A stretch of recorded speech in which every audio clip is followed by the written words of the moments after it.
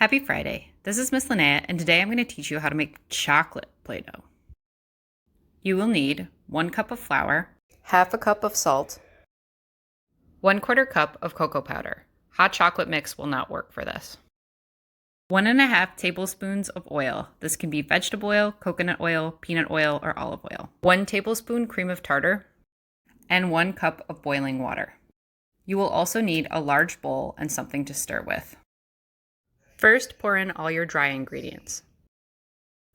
Then mix in your oil.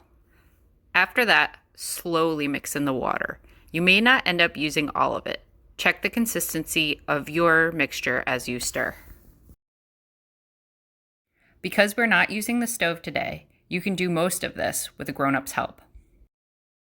Once everything is thoroughly mixed together, begin to knead your dough. Kneading is important. Once your mixture is thoroughly kneaded and not too sticky, put it in the fridge to settle.